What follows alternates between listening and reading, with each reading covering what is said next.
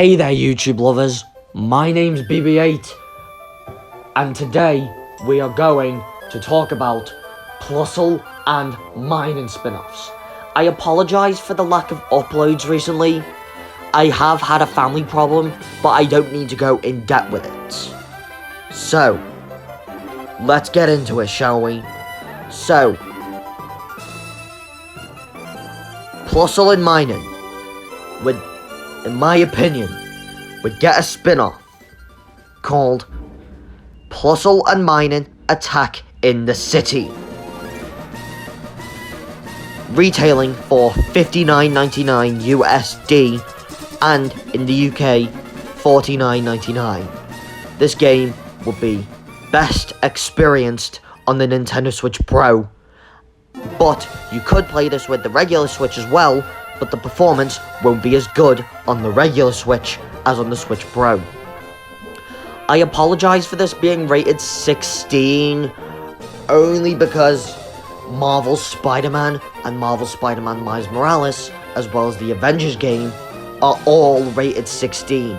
So technically any superhero game, as of recently, has been rated 16. And the file size would be 45 gigabytes, which means if you were to get this digitally on the regular Switch, an SD card would be required. So, for the plot of Plusle and Minun Attack in the City, it starts in a comic book fan's bedroom with a close-up of a comic book. Then the camera flies over to the closet and asks if you are male or female. Then you customize your look. Then your mum comes in and says there's a birthday present downstairs for you. You open it only to see 2 Pokeballs, and when they open on their own, a Plusle comes out of one and a Minun comes out of the other. They both give you a hug, and then you, Plusle and Minun, go out for a birthday stroll in Hybropolis City. Then something suspicious happens. A supervillain pops out on the streets and starts attacking everything and everyone. You, Plusle and Minun, attempt to attack the villain, but you realise Plusle and Minun haven't had any training. Both of them faint, and you make your way to the Pokemon Center to heal them. You train Plusle and Minun to be superheroes, and then once they got the super suits, they go out to look for more bad lurking in the city. And there is, but not the villain that Plusle and Minun fought before. They both use their superpower forms and fight that villain off. First villain defeated, but Plusle and Minun have more villains to fight before going to the mysterious villain.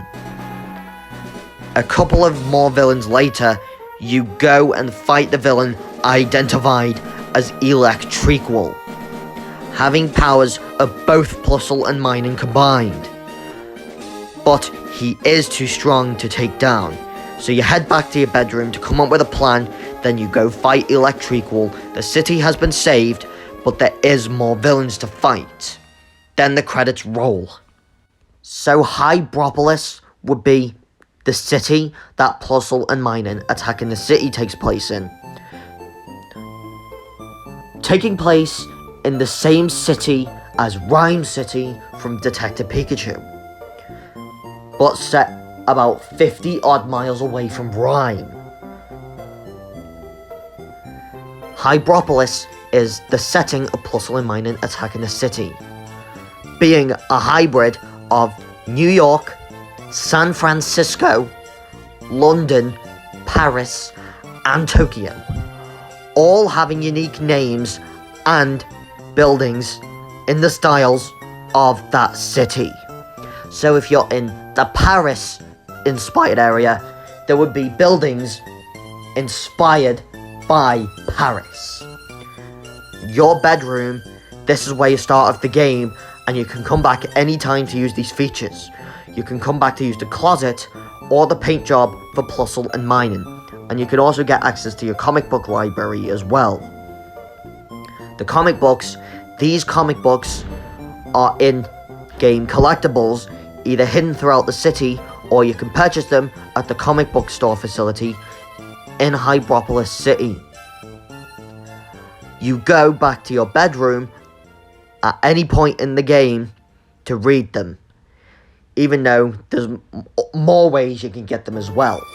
Like, if you tap any Pokemon related amiibo, you can get a comic based on that Pokemon.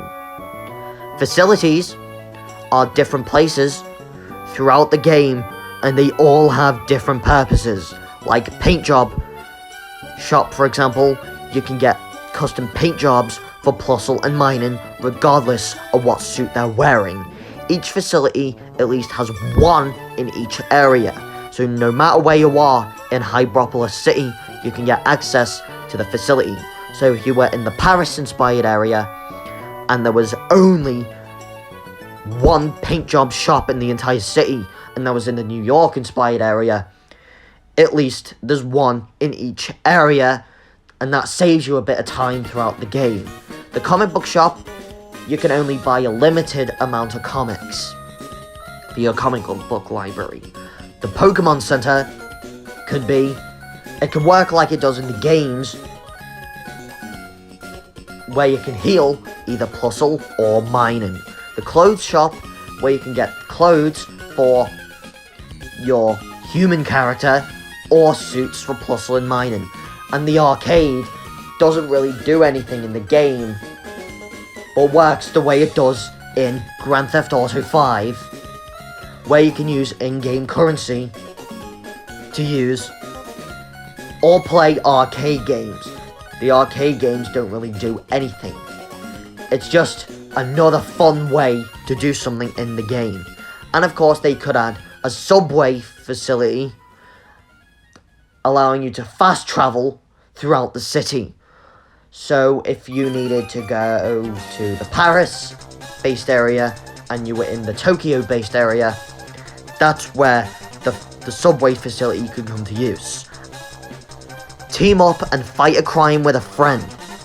I know open world games don't really have this feature that often, but I got this feature from the Lego games, where you can team up and fight crime with a friend.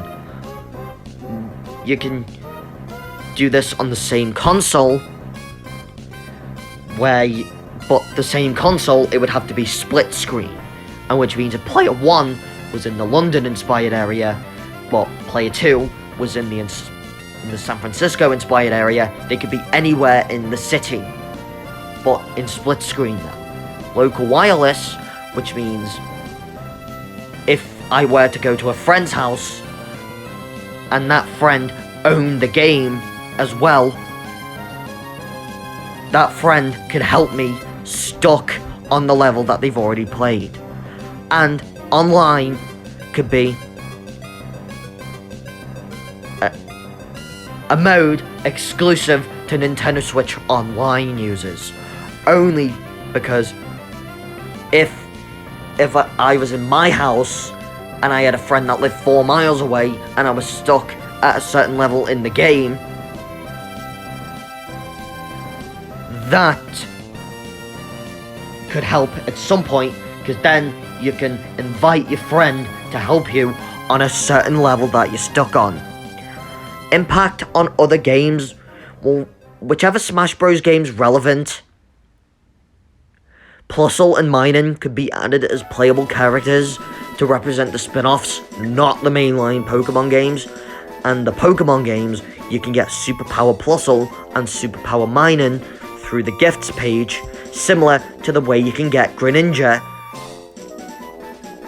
in Ash Ketchum form with the Sun and Moon demo, which you can transfer to the main game in whichever Pokemon game is relevant to the release of this game. And promotional hardware, we can get a new Nintendo Switch system, like we could get a regular Switch or a Switch Pro. I don't think a regular Switch would work for this game, only because it would be best played on the Switch Pro.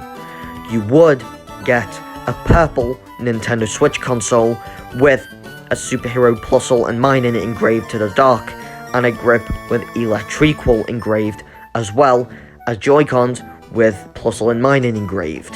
The console also includes a copy of the game.